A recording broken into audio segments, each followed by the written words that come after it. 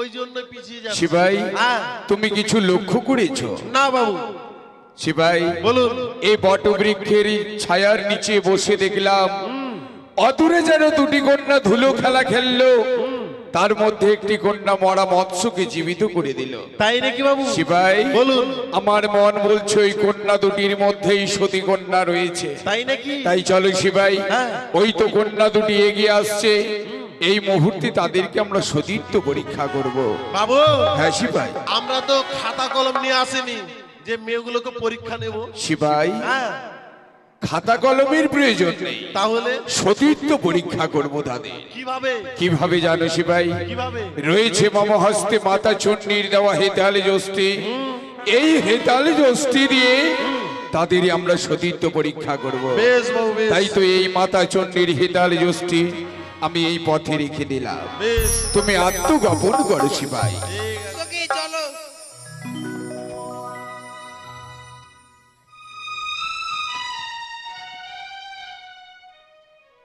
আসো সখী।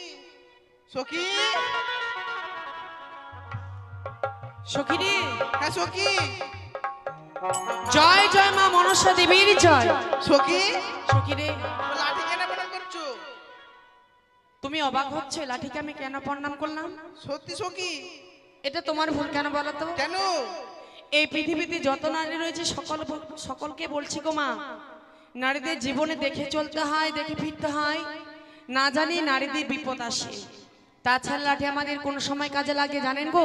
সময় সখী। মানুষ যখন বয়স হয়, মানুষের বয়স হয়, তখন বয়স্ক কালে এই লাঠি আমাদের কাজে লাগে।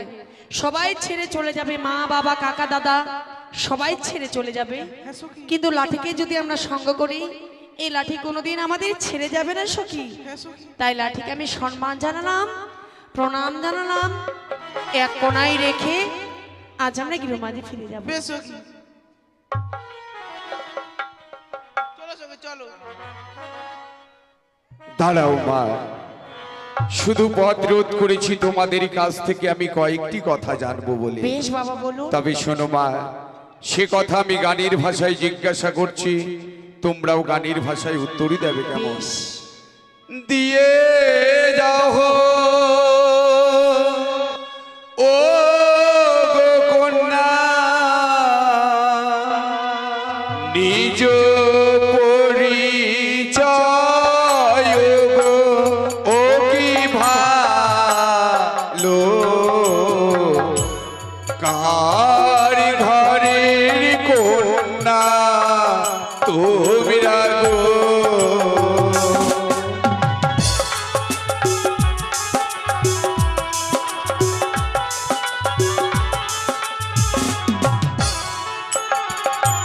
বলো তো মা।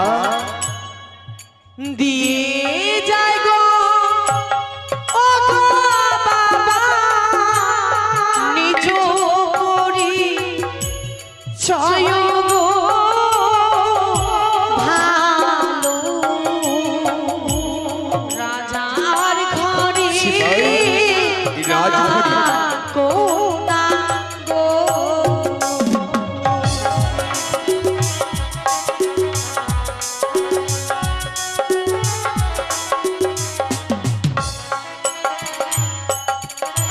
আর কি নাম তোমার হয় গো পিতা, কি নাম তোমার গো, ও কি ভালো কার ঘরের কন্যা তোমরা গো।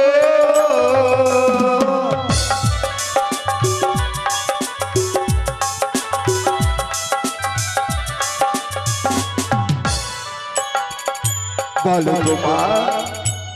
উজানি না গরে শিবাই, উজানি না। পিতা বাসস পতি গো ও কি ভালো রাজার ঘরে রাখো না গো।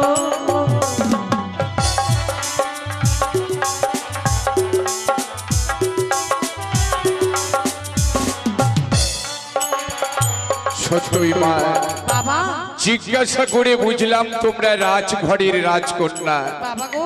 কিন্তু আজকের দিনে তোমরা স্নান কার্য সেরে গৃহে ফিরে যাচ্ছ।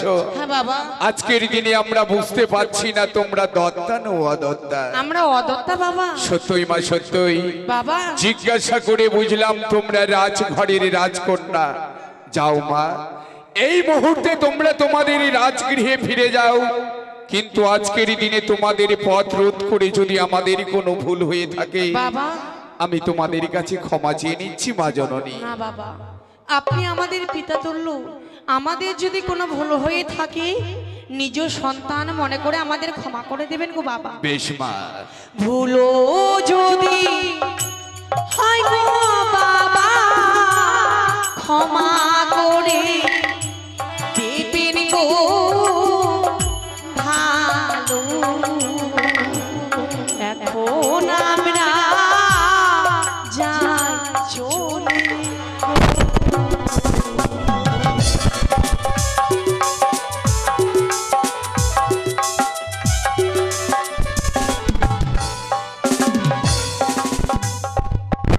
শুতে থেকো মা, শুতে থেকো। শিবাই, আহ, কি বললে তুমি?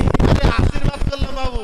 আশীর্বাদ করলে? আচ্ছা কি বললে? মেয়েগুলোকে বললাম শুতে থেকো মা, শুতে থেকো। শিবাই, ওটা নয়, তাহলে বলে যে সুখে থাকো মা। হ্যাঁ, সুখে থাকো, সুখে থাকো। শিবাই, হ্যাঁ বলুন। তারা হচ্ছে উজানি নগরীর অধীশ্বর বাচস্পতি সদাগরের কনিষ্ঠা কন্যা।